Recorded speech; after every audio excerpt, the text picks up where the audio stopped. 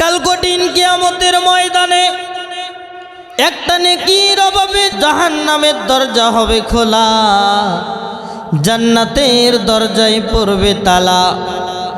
জীবনের জন্য যখন বেঁধে যাবে বড় জ্বালা, একটিও নেকি দিতে চাইবে না কোনো বাবা মা ভাই খালা। বান্দা কানতে কানতে ভাইয়ের কাছে গিয়ে বলবে, ভাই বিনয়ের সঙ্গে একটা নেকি চাই। ভাই বিরক্তির সুরে বলবে, আমার কাছে কোনো নেকি নাই। এবার বান্দা কানতে কানতে বাবার কাছে গিয়ে বলবে, বাবা তুমি কি আমারে একটা নেকি দিবা? বাবাও একই কথা বলবে, তুমি কি আমার সামনে থেকে এই মুহূর্তে দূরে সরে যাবা? এবার বান্দা মন খারাপ করে মায়ের কাছে গিয়ে বলবে, মা ও মা, আল্লাহর কোরআন বলেছে ইয়াখরুজু মিন বাইনিস সুলবি ওয়াত তারাইব, পুরুষের মেরুদণ্ড স্তরিত থেকে আর মহিলাদের বক্ষ স্তরিত থেকে মহান আল্লাহ রব্বুল আলামিন জাগতিক ভবনে মানুষকে সৃষ্টি করেছে গো মা। ও মা, আমি তোমার সেই সন্তান। কঠিন শীতের রজনীতে সকল নারীরা যখন আরামে ঘুমায় যেত, আমি তোমার পেটের ভিতর লাথি মেরে দিয়েছি। ব্যথার তীব্র যন্ত্রণায় তুমি আর সারাটি রাত ঘুমাতে পারো নাই।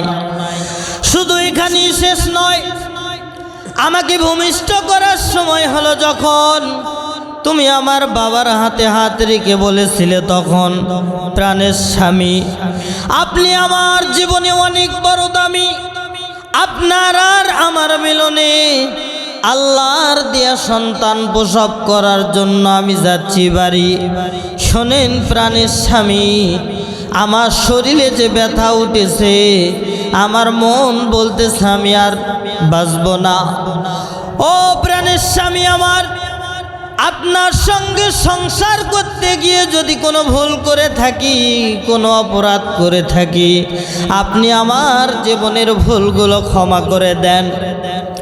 ও মা, তুমি আমার বাবার কাছ থেকে শেষ বিদায় নিয়ে, চিরবিদায় নিয়ে অপারেশন থিয়েটার কিংবা আতর ঘরে প্রবেশ করলে যখন তোমার সারা শরীরটা রক্তে রঞ্জিত করে আমি পৃথিবীর জমিনে ভূমিষ্ঠ হয়ে গেলাম, তখন ব্যথার তীব্র যন্ত্রণায় তুমি কখনো হুঁশ কখনো বেহুশ হয়ে মাটিতে পড়েছিলে। বেহুশ থেকে হুঁশ ফেরার পর তুমি তোমার রক্তে রঞ্জিত শরীরের খেয়াল না করে তুমি আমার খেয়াল করেছিলে গো মা।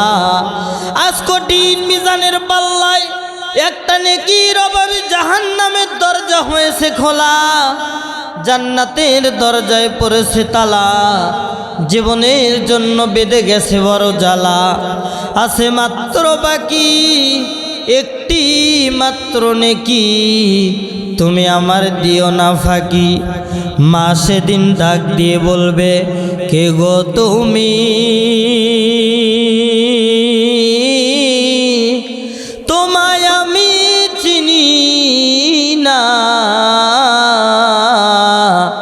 দুনিয়াতে কোনো সন্তান আমার ছিল না।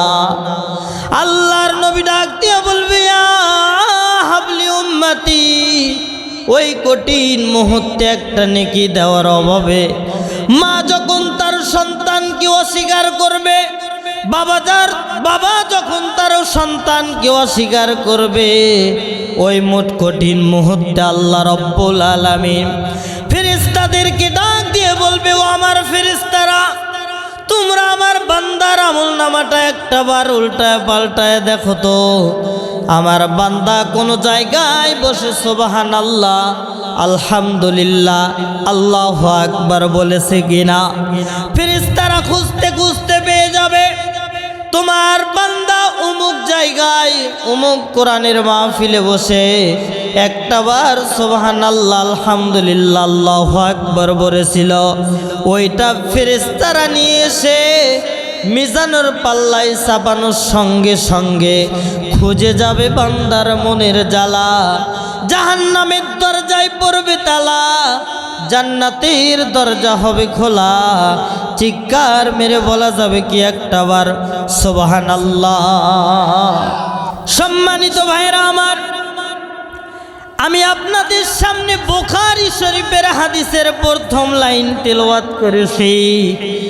লাম ইয়াতাকাল্লাম ফিল মাহদি ইল্লা সালাসা। নবী আমার বলে পৃথিবীর জমিনে তিনজন সন্তানকে আমার আল্লাহ অপরিণত বয়সে দোলনায় কথা বলার সুযোগ করে দিয়েছেন।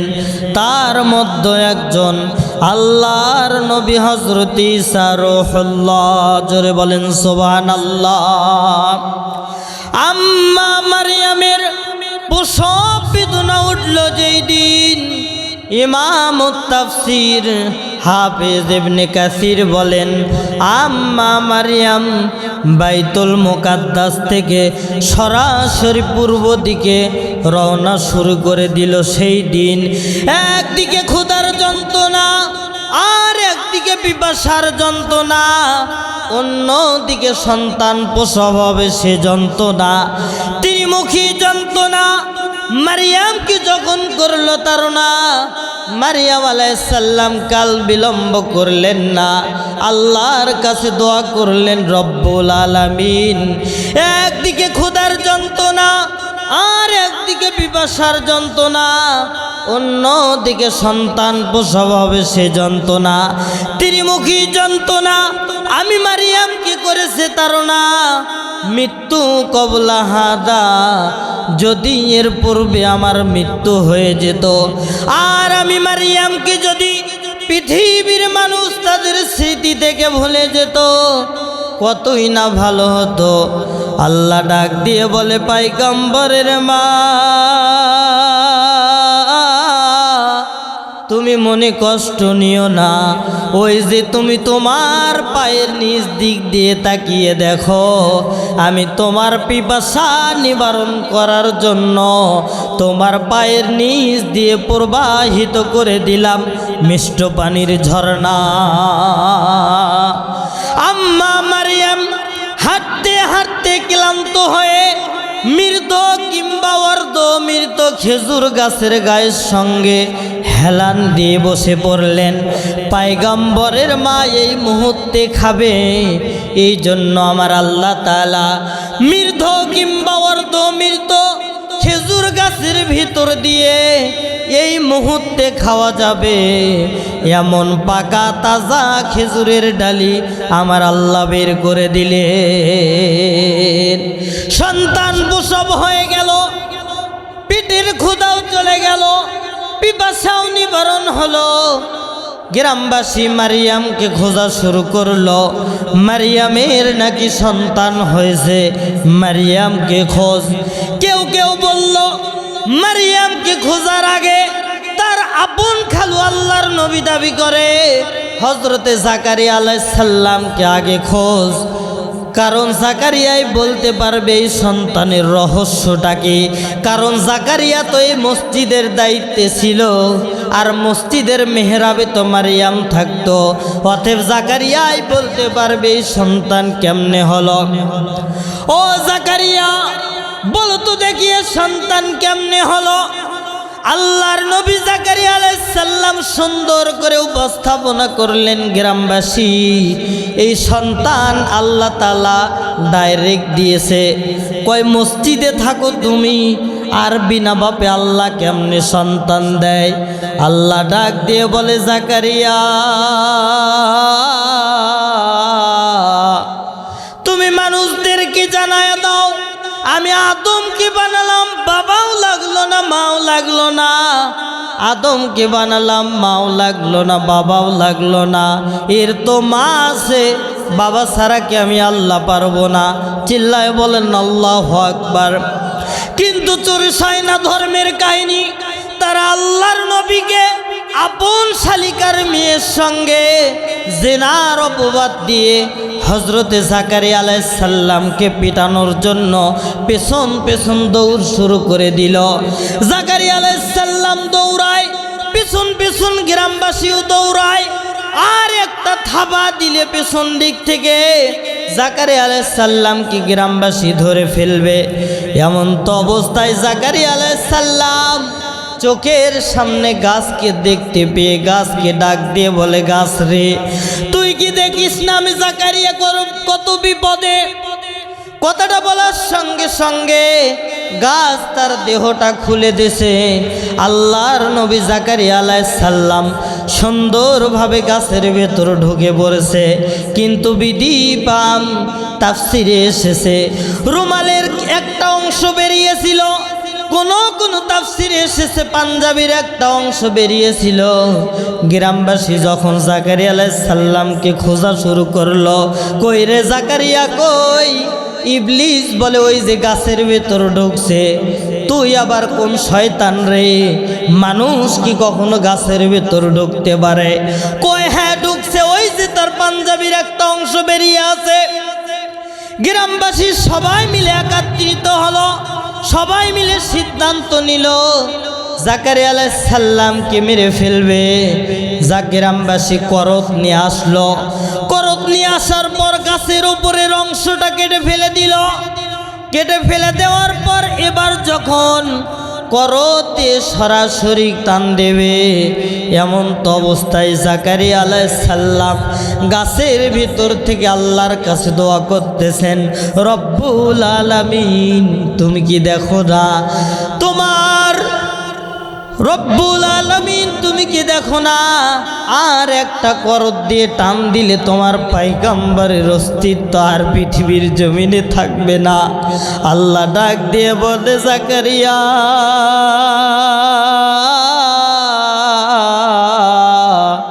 ও শব্দ পর্যন্ত করবা না। গাছের কাছে যখন সাহায্য চাইছিলে আমি আল্লাহ কি ছিলাম না? জাকারিয়া রে, পয়গম্বররা তো এমন ভুল করে না। আমি তোমার মাধ্যমে পৃথিবীতে একটা নিদর্শন প্রতিষ্ঠিত করতে চাই। যেই জাতি, যেই দল, যেই রাষ্ট্র আমি আল্লাহকে বাদ দিয়া অন্য কাউকে সৃষ্টিকর্তা রক্ষাকর্তা মেনে জমিনে চলাফেরা করবে, তুমি জাকারিয়ার মতো ওই জাতি, ওই দেশ, ওই দলকে আমি দ্বিখণ্ডিত করে দিব। বলেন তো নিরাপত্তা দেওয়ার মালিককে? নিরাপত্তা চাইতে হবে কার কাছে? কাজী যতই তোমরা আমাদেরকে হুমকি ধামকি আর ভয় দেখাও না কেন, আমরা তোমাদের হুমকি ধামকিকে ভয় পাই না। কথা বলেন ঠিক কিনা? ভুলে যেও না আমরা সেই জাতি। আমাদের সেনাপতি তারেক বিন জিয়াদ গোটা ভূমধ্য সাগর পাড়ি দিয়ে ইউরোপে ইসলামের পতাকা পথ করে উড়িয়েছিল। কথা বলেন ঠিক কিনা? আজও তারেক বিন জিয়াদের স্থপত্য গোটা ইউরোপের বুকে বুক চিরে মাথা উঁচু করে দাঁড়িয়ে আছে। সেদিন বেশি দূরে নয়, পৃথিবীতে 100 বছর পর খিলাফত আল ইসলামিয়া পৃথিবীতে মাথা উঁচু করে দাঁড়িয়েছে। এই সূর্য গোটা পৃথিবীতে আলো দিবে, অন্ধকার দূর হবে, মিথ্যা মামলা বন্ধ হবে, নারী ধর্ষণ বন্ধ হবে, খুন বন্ধ হবে, রাহাজানি বন্ধ হবে। গোটা পৃথিবী আবারও ইসলামের পতাকা তলে আসবেই আসবে ইনশাআল্লাহ। কথা বলেন ঠিক কিনা? অতএব তোমরা যতই আমাদেরকে হুমকি ধামকি দেখাও, আমরা কিন্তু ভয় পাওয়ার জাতি না। কথা বলেন ঠিক কিনা? ভাইরা আমার, গ্রামবাসী যখন জাকারিয়া আলাইহিস সালামের কাছে জবাব পেল না, তখন তারা মারিয়ামের কাছে গেল। মারিয়ামের কাছে গিয়া বলতেছে, ইয়া উখতা হারুন,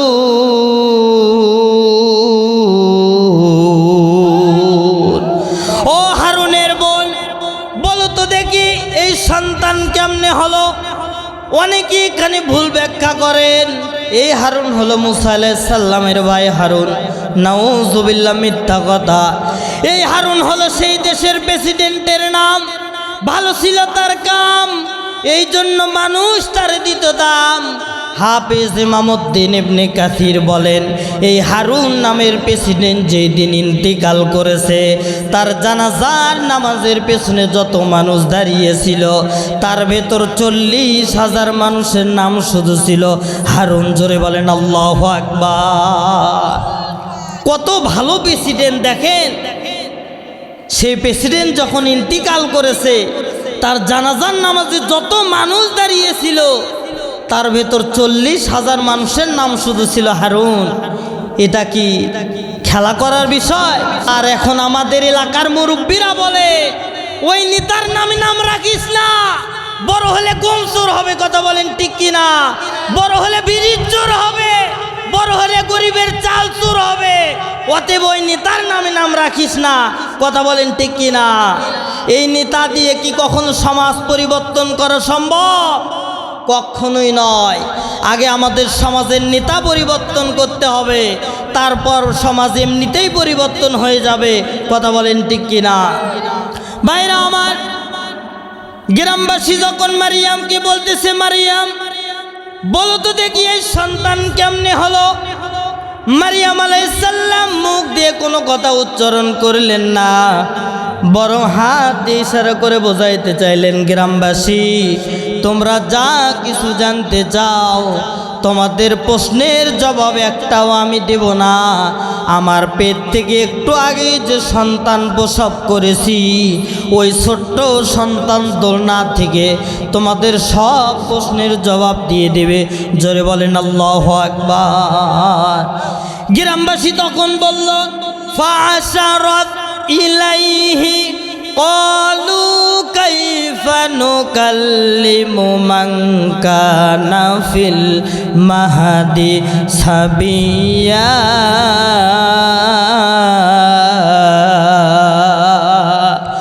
গ্রামবাসী বলল, মারিয়াম তুমি যদি সহজে আমাদের প্রশ্নের জবাব না দাও, আমরা এখন তোমার রিমান্ডে নিব, জোর করে কথা হাজির করে ছাড়ব। ঈসা আলাইহিস সালাম বুঝলেন আমার মা ইমানদার, আমিও একজন ইমানদার। একজন মুমিন বিপদে পড়বে যখন, বুকে তাজা রক্ত দিয়ে রক্ষা করার জন্য অন্য মুমিন যাবে তখন। কথা বলেন ঠিক কিনা? নবীজি বলেছেন, কাজ আসাদিল ওয়াহিদ, একটা দেহের অঙ্গের সঙ্গে আর একটা অঙ্গ প্রত্যঙ্গের সম্পর্ক যেমন হবে, পায়ে কাটা ফুটলে যদি মাথায় যন্ত্রণা সৃষ্টি না হয়, বুঝতে হবে আপনার শরীরে প্যারালাইসিস হয়ে গেছে। আজকে জগৎ বিখ্যাত মুফাসসির কোরআন, দেশের সবচেয়ে বড় বড় আলেমদের নামে যখন ট্যাগ লাগায়া মিথ্যা মামলা দিয়ে মিথ্যা অভিযোগ দিয়ে অপপ্রচার করবে, তুমি বক্তা, তুমি মসজিদের ইমাম যদি সেই জায়গা থেকে প্রতিবাদ করতে না পারো, বুঝতে হবে তোমার ইমানে ক্যান্সার হয়ে গেছে। কথা বলেন ঠিক কিনা? তোমার ইমানে ক্যান্সার হয়ে গেছে। তুমি কেন মসজিদের মিম্বর থেকে বলতে পারো না, যারা আল্লাহকে বাদ দিয়ে মাছকে যারা পূজা করে এরা যেমন মুশরিক, যারা আল্লাহকে বাদ দিয়ে গাছকে যারা পূজা করে এরা যেমন মুশরিক, যারা আল্লাহর জমিনে আল্লাহর আইন বাদ দিয়া দিল্লি আর আমেরিকার আইন প্রতিষ্ঠিত করতে চায় এরা ঠিক তেমনই মুশরিক। কথা বলেন ঠিক কিনা? এই কথা বলতে তোমার সমস্যা কোথায়? সম্মানিত ভাইয়েরা আমার, গ্রামবাসী যখন মারিয়াম আলাইহিস সালামকে মারার জন্য প্রস্তুতি নিয়েছে, মারিয়াম আলাইহিস সালামকে মারবে, এমন তো অবস্থায় জাকারিয়া আলাইহিস সালাম ছোট্ট মানুষ, কিছুক্ষণ আগে যার জন্ম হয়েছে, আঙ্গুলটা উঁচু করে দোলনা থেকে বলতেছে, ইন্নী আবদুল্লাহ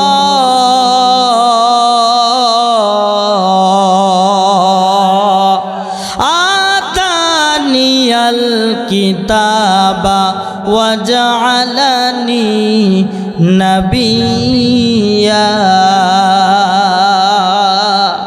খবরদার গ্রামবাসী, আমার মায়ের চরিত্র উপর আঘাত দেওয়ার চেষ্টা করবি না। আমার মায়ের চরিত্র খারাপ না, আমি ঈসা আল্লাহর গোলাম, আমার মাও আল্লাহর গোলাম। শুধুই তাই নয়, ওয়াজআলানি নাবিয়্যা, আল্লাহ তাআলা আমাকে তার নবুয়তের দপ্তরে নবী হিসেবে কবুল করেছে। জোরে বলেন সুবহানাল্লাহ। ভাইরা আমার, যে ঈসা আলাইহিস সালাম দুলনা থেকে একজন ইমানদারের পক্ষে কথা বলেছে, আজকেও আমাদেরকে ইমানদারের পক্ষে কথা বলার দরকার আছে না নাই? ভাইরা আমার, আজকে যখন এই হক কথাগুলো, সঠিক কথাগুলো জাতির সামনে আমরা বিভিন্ন মাহফিলে তুলে ধরি, এলাকার পাতি নেতারা, খেতারা আমাদেরকে কাউন্টার দেয়, স্লিপ দেয়, হুজুর আলোচনা অন্যদিকে ঘোরান। এই নেতাদের দিয়ে কি কখনো বলেন তো সমাজ পরিবর্তন হওয়া সম্ভব? আমাদের নেতা কেমন ছিল, ছোট্ট একটা উদাহরণ দিয়ে আমি আপনাদেরকে বোঝাচ্ছি। হযরত ওমর রাদিয়াল্লাহু তাআলা আনহু যখন রাষ্ট্রের প্রেসিডেন্ট, রাষ্ট্রের যখন খলিফা, তিনি কয়েকজনকে কোরআন শেখানোর জন্য জেরুজালেমে প্রতিনিধি পাঠালেন। জেরুজালেমের সরকার ওই কয়েকজনকে জোর করে বন্দি করে জেলখানায় ভরে ফেলল। আর এই খবর হযরত ওমর যখন শুনেছে, তার খাদেম আসলামাকে ডাক দিয়ে বলতেছে, আসলামা তুমি আর দেরি করো না, এই মুহূর্তে উট সামানা রেডি করে নাও, আমাদের প্রিয় ভাই জেরুজালেমে বন্দি হয়েছে, আমাদেরকে রক্ষা করতে হবে, দেরি করো না। তার খাদেম আসলামা উট সামানা রেডি করলেন। হযরতে ওমর উটের ওপর চড়ে রওনা শুরু করে দিলেন। কিছু দূর যাওয়ার পর হযরতে ওমর উটের ওপর থেকে নিচে নেমে আসলামাকে ডাক দিয়ে বলে, বাবা আসলামা, এই মরুভূমির উত্তপ্ত গরম বালির ওপর হাঁটতে হাঁটতে তোর পা ফসকা পরে রক্ত বের হচ্ছে, বাবা তুই কিছুক্ষণের জন্য হলো উটের ওপরে বস, আর আমি উটের রশি ধরে টানতে টানতে জেরুজালেমে নিয়ে যাই। জোরে বলেন আল্লাহু আকবার।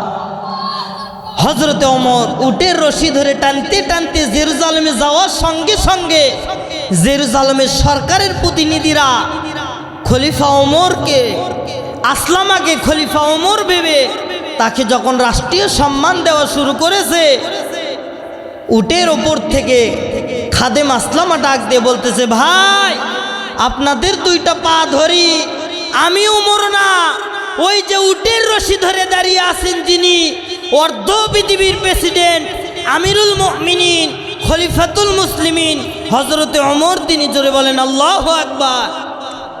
এই দৃশ্যটা দেখার পর ওই জায়গায় ৭,০০০-এর বেশি মানুষ কালেমা পড়ে মুসলমান হয়েছে। জোরে বলেন আল্লাহু আকবার। এটা ছিল আমাদের নেতা, কথা বলেন ঠিক কিনা? আর আজকে আমাদের নেতাদের তো কোনো খবর নাই। আজকে যদি আমাদের সমাজে কেউ যদি চেয়ারম্যান হয়, কেউ যদি মেম্বার হয়, কেউ যদি এমপি হয়, ওদের বিড়ি থাকে একজনের কাছে, ম্যাচ থাকে আর একজনের কাছে, আর একজন ইজি করে লাগায় দেওয়ার পর সে টানে। কথা বলেন ঠিক কিনা? আমি কি বেশি বলে ফেললাম? সব চেয়ারম্যান মেম্বার এক না, কিন্তু এরকম চেয়ারম্যান মেম্বার আমাদের সমাজে আছে না নাই? আল্লাহ তাআলা সবাইকে হেদায়েত দান করুক, সবাই বলেন আমিন। সম্মানিত ভাইয়েরা আমার, আবু জেহেল একদিন বিশ্ব নবীকে ডাক দিয়ে বলতেছে, ভাতিজা বলো তো দেখি আমার হাতের ভেতর পাথর আছে কয়টা? কথাটা বলার সঙ্গে সঙ্গে আবু জেহেলের হাতের ভিতর থেকে পাথর আওয়াজ দিচ্ছে, লা ইলাহা ইল্লাল্লাহু মুহাম্মাদুর রাসূলুল্লাহ সাল্লাল্লাহু আলাইহি ওয়াসাল্লাম। তদানীন্তন মক্কার সর্বশ্রেষ্ঠ পালোয়ান, সর্বশ্রেষ্ঠ যোদ্ধা, নাম তার উতবা বিন রাবিয়া। এই উতবা বিন রাবিয়ার কাছে আবু জেহেল গিয়ে বলতেছে, ভাতিজা, ও ভাতিজা, জাত কুল মান সম্মান সব চলে গেল, এবার বুঝি আমাদের ক্ষমতাটাও চলে যাবে। কারণ তোমার ভাতিজা যা শুরু করেছে, নেতৃত্ব করতে কৃতিত্ব বুঝি আর আমাদের হাতে থাকবে না। আমাদের নিজেদের জন্ম দেওয়া সন্তানগুলো তার হাতে হাত রেখে কালেমা পড়ে মুসলমান হচ্ছে। এত পিটান পিটাচ্ছি তবুও মোহাম্মদের আদর্শ ছাড়ে না। ভাইগো কি পাইছি জানি না, তুমি আমাদেরকে একটু বাঁচাও, আমাদেরকে একটু রক্ষা করো।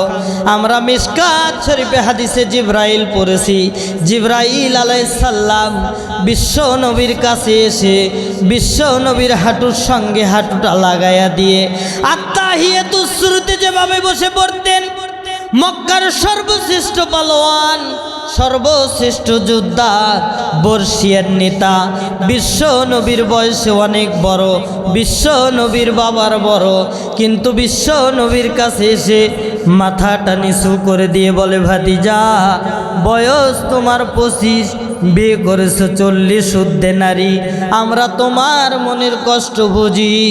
তুমি যদি আমাদের প্রস্তাবে রাজি হয়ে যাও গো ভাতিজা, আমরা তোমার জন্য যেই ব্যবস্থাটা করব, এই মক্কার ভেতর দেখতে সবচেয়ে সুন্দর বাড়িটা আমরা তোমারে দিয়ে দেব। ভাতিজা তোমার তো বাবা নাই, তুমি যদি একটিবারের জন্য আমাদের প্রস্তাবে রাজি হয়ে যাও গো ভাতিজা, আমরা তোমার জন্য যেই ব্যবস্থাটা করব, এই মক্কার ভিতর দেখতে সবচেয়ে সুন্দর নারীটা আমরা তোমারে দিয়ে দেব।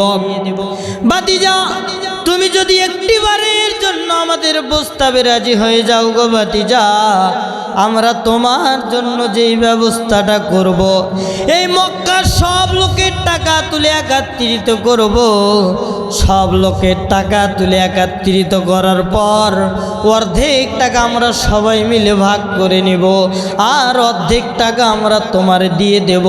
সূর্য উঠতে দেরি হবে, তুমি কোটিপতি হয়ে যেতে দেরি হবে না। 1 নাম্বার সুন্দরী নারী পেলে, 2 নাম্বার কোটি টাকার মালিক হয়ে গেলে, 3 নাম্বার মক্কার ভিতর সবচেয়ে সুন্দর বাড়ি পেলে, এই 3টা জিনিস পাওয়ার পর যেই জিনিসটা বাকি থাকে ওইটা হলো ক্ষমতা। আমি তোমার চাচা উতবা বিন রাবিয়া বলে দিচ্ছি, আমি এই মুহূর্তে একটা লিখিত স্টেটমেন্ট কাগজ তৈরি করে দিচ্ছি, তুমি হবা মক্কার 100 নেতা।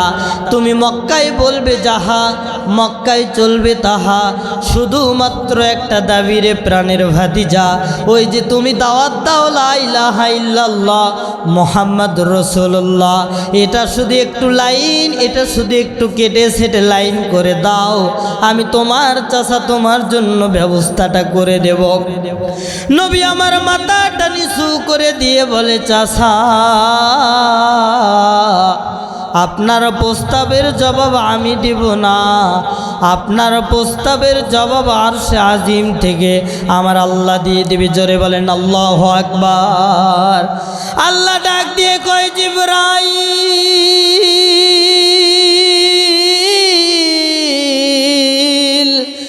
আর করিস না দেরি, আমার নবীর কাছে আয়াতে কারিমা নিয়ে যা তাড়াতাড়ি।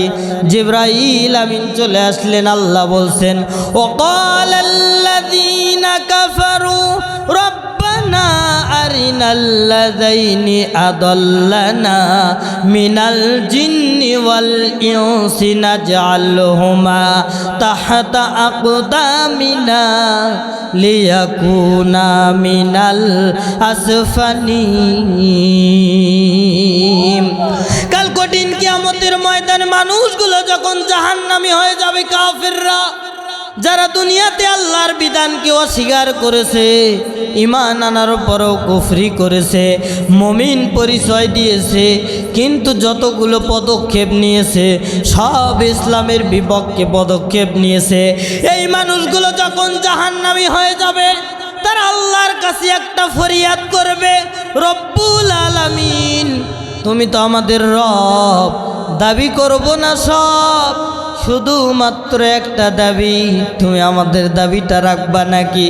আল্লাহ ডাক দিয়ে বলবে, বল দেখি কি তোদের দাবি?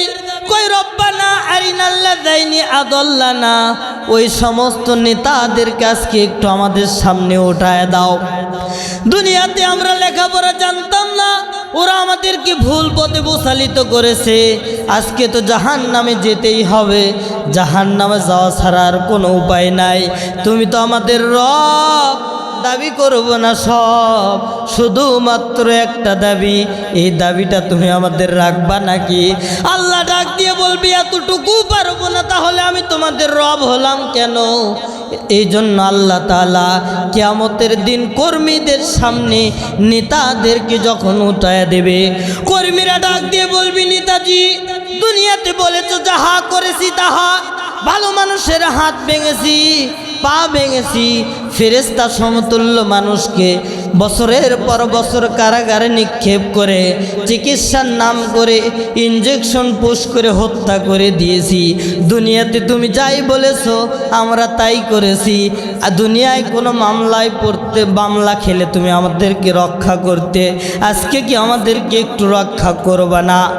সেদিন নেতাদের জবান আমার আল্লাহ খুলে দেবে, নেতারা ডাক দিয়ে বলবে দুনিয়ার হিসাব তো আমি তোমাদেরকে দুনিয়াতে মিটিয়ে দিয়েছি, দুনিয়াতে তুমি আমার কথা মতো চলেছো, উসগ্রাম প্রাইমারি স্কুলের সভাপতি 2 নাম্বারি করে আমি তোমারে পাওয়ায় দিয়েছি, দুনিয়াতে তুমি আমার কথা মতো চলেছো, কাগজ তো উসগ্রাম রাস্তার কন্ট্রাক্টর 2 নাম্বারি করে আমি তোমারে পাওয়ায় দিয়েছি, দুনিয়াতে তুমি আমার উপকার করেছো, বিধবা কার্ডের ভাতা তারে না দিয়া আমি তোমারে দিয়েছি, দুনিয়ার হিসাব তো আমি তোমাদেরকে দুনিয়াতে মিটিয়ে দিয়েছি।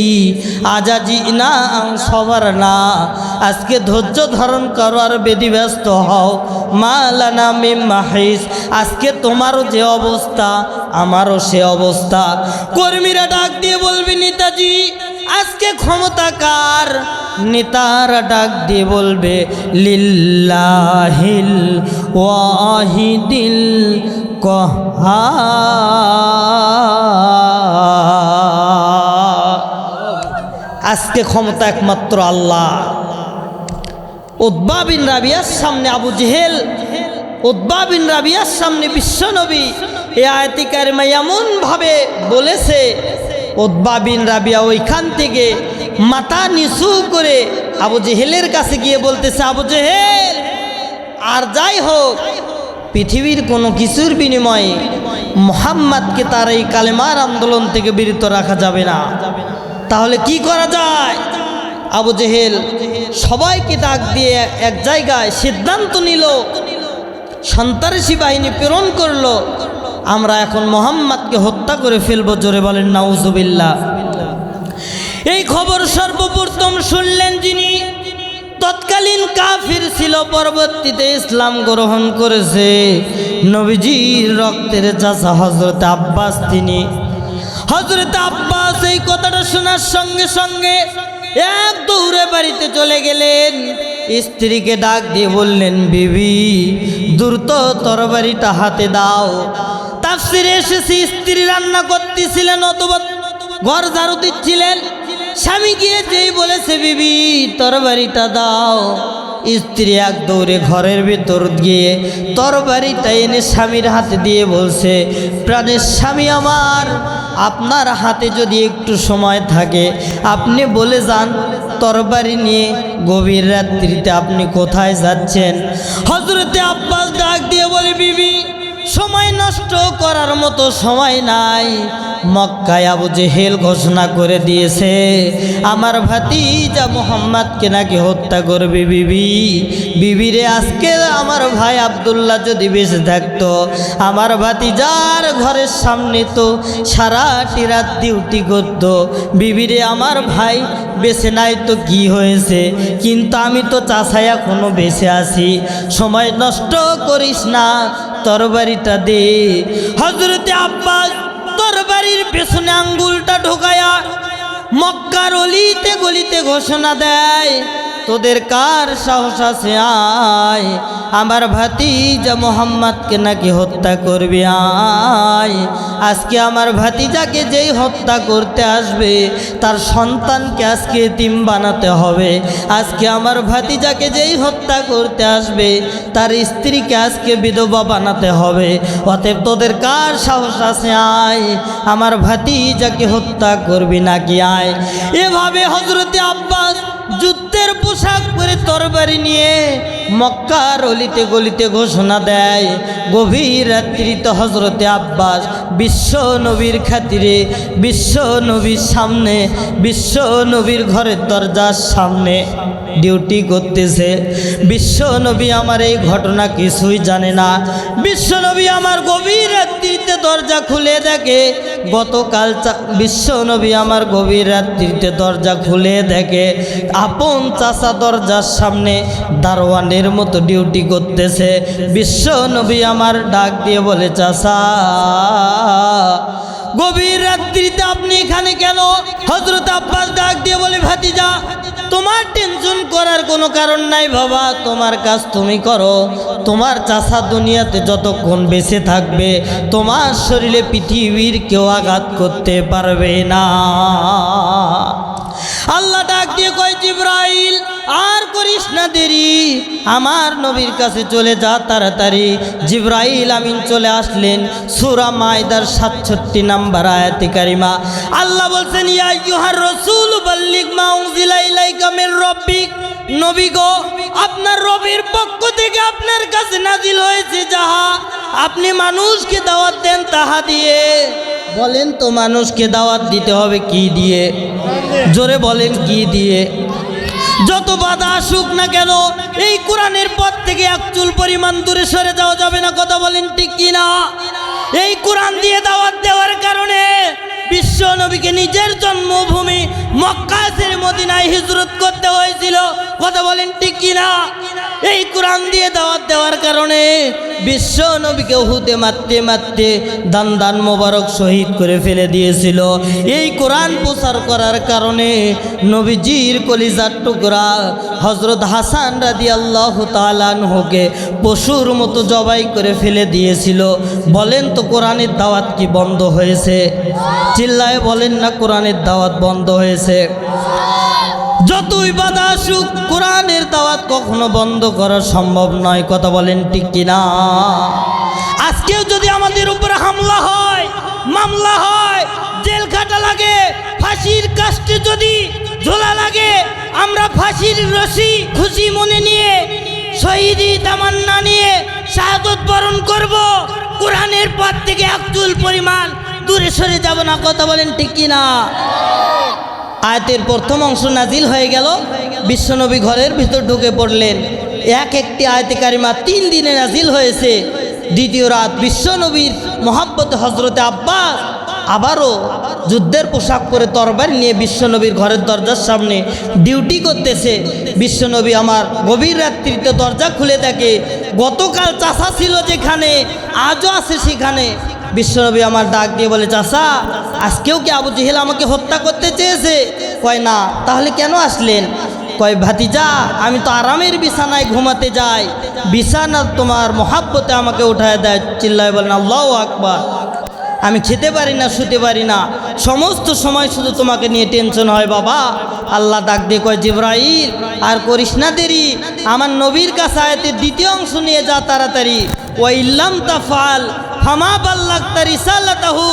নবী হে, ওদের হুমকির ভয়ে, ওদের ধামকির ভয়ে, ওদের জেলের ভয়ে, ওদের জরিমানার ভয়ে আপনি যদি কোরআনের সঠিক কথাগুলো মানুষের মাঝে তুলে না ধরেন, ফামা বাল্লাগতা রিসালাতাহু, আমি আল্লাহ বলতেছি আপনি কিন্তু কোরআনের সঠিক দাওয়াত দিলেন না, আপনি কিন্তু রিসালতের দায়িত্ব পালন করলেন না। বলেন তো আল্লাহ যদি তার রসুলকে এভাবে বলতে পারে, আমাদের মতো শুনে পটি হুজুরদের কোনো খবর আছে? অতএব এখান থেকে বোঝা গেল কোরআনের মাহফিলে কোরআনের কথা সভাপতির ইচ্ছা অনুযায়ী হবে না। কথা বলেন ঠিক কিনা? কোরআনের কথা বক্তার ইচ্ছা অনুযায়ী হবে না। কোরআনের কথা এক চুল বাড়ানো যাবে না, কোরআনের কথা এক চুল কমানো যাবে না। কোরআনের কথা বলতে হবে হুবহু কোরআনের মতো করে। কথা বলেন ঠিক কিনা? দ্বিতীয় অংশ নাজিল হয়ে গেল। বিশ্বনবী আমার ঘরের ভিতর ঢুকে পড়লেন, হযরতে আব্বাস বাড়িতে চলে গেল। তৃতীয় রাত বিশ্বনবীর খাতিরে হযরতে আব্বাস তরবারি নিয়ে ঘরের দরজার সামনে ডিউটি করতেছে। বিশ্বনবী আমার দরজা খুলে দেখে গত 2 দিন চাচা ছিল যেখানে আজও আছে সেখানে। বিশ্বনবী আমার ডাক দিয়ে বলতেছেন, চাচা এভাবে কতদিন আপনি আমাকে পাহারা দিবেন? আল্লাহ ডাক দিয়ে কয়, জিবরাইল আর করিস না দেরি, আমার নবীর কাছে আয়াতের তৃতীয় অংশ নিয়ে যা তাড়াতাড়ি। আল্লাহু ইয়াসিমুকা মিনান নাস ইন্নাল্লাহা লা ইয়াহদিল কওমাল কাফিরিন। চিল্লায় বলেন আল্লাহু আকবার। নবী গো, নবী আমার, কোরআন আমার, আমার জমিনে আমার নবী আমার কোরআনের দাওয়াত দিতে গিয়ে মার খাবে আর আমি আল্লাহ বসে বসে দেখব, এটা হতে পারে না। আল্লাহু লা ইয়াহদিল কওমাল কাফিরিন, আর আমার নবীকে কোনো কাফির ডিউটি দিক, এটা আমি আল্লাহ বরদাস্ত করতে পারি না। নবী ডাক দিয়ে বলে, চাচা আর কোনো দিন আপনি আমাকে পাহারা দেওয়ার জন্য আসবেন না, তবে যে 3টা রাত আপনি আমাকে পাহারা দিলেন, এই 3টা রাতের বিনিময়ে আমি আপনাকে কেমনে খালি হাতে ফেরত দেই। আমি আপনার ভাতিজা মুহাম্মদ রাসূলুল্লাহ দোয়া করে দিলাম, আল্লাহ যেন এই 3টা রাত পাহারা দেওয়ার জন্য উপযুক্ত পুরস্কার দান করে দেয়। বদরের যুদ্ধের দিন ইমাম হাজার ইবনে আসকালানি বলেন, হযরতে আব্বাস 21 ঘড়ি স্বর্ণের জুব্বা পরে বিশ্ব নবীর বিপক্ষে আবু জেহেলের পক্ষ নিয়ে যুদ্ধ করতে গেছে, আর নবীর সাহাবী আব্দুল্লাহ ইবনে মাসউদের কাছে ধরা খেয়ে গেছে। নবীর সাহাবী আব্দুল্লাহ ইবনে মাসউদ ডাক দিয়ে বলে, ইয়া সালুনা কানিল আনফাল, এত সুন্দর জুব্বা পরে আসলে আর আমার কাছে বন্দী হয়ে গেলে, এই যুদ্ধ তো এখন আমার হয়ে গেল। হযরত আব্বাস বলতেছে, বিড়ালের বাচ্চা কখনো বাঘের বাচ্চাকে ধরতে পারে না। এই কথা শোনার পর বিশ্বনবী বসার দিকে দাঁড়িয়ে গেছে, সর্বনাশ, এই কণ্ঠ তো আমার চাচার কণ্ঠ, আজকে আমার চাচা তো বন্দী হয়ে গেছে।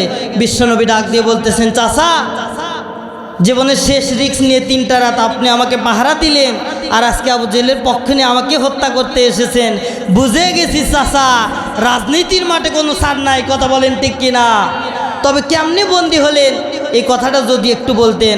হযরত আব্বাস বলতেছে, ভাতিজা আমি যখন তোমার সাহাবীর ওপর তরবারিতে আক্রমণ করতে যাব, এমন সময় ডান হাত দিয়ে একটা ঢাল বের করলো, আমি আর তোমার সাহাবীকে হত্যা করতে পারলাম না। চিন্তা করলাম তোমার সাহাবী এখন নিশ্চয় আমাকে হত্যা করবে।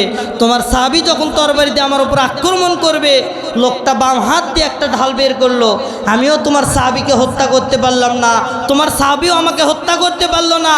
লোকটা এমন জোরে আমাকে একটা ধাক্কা মেরেছে, আমি তোমার সাহাবী আব্দুল্লাহ ইবনে মাসউদের কোলে বসে গেছি, আর ও ধরেছে। বিশ্বনবী আমার কথা শুনে চোখ দিয়ে পানি দরদর করে পড়তেছে।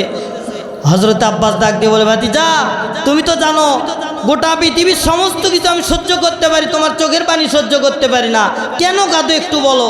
চাচা ওই যে 3টা রাত আপনি পাহারা দিয়েছিলেন, ওইটা আপনি আপনার ভাতিজাকে পাহারা দেন নাই, ওইটা আল্লাহর নবীকে পাহারা দিয়েছিলেন। এই 3টা রাত আল্লাহ আপনাকে এমনভাবে কবুল করেছে, আজকে যুদ্ধের দিনে স্বয়ং আসমান থেকে জিবরাইলকে পাঠায়া আপনার জীবনটা হেফাজত করেছে। জোরে বলেন আল্লাহু আকবার।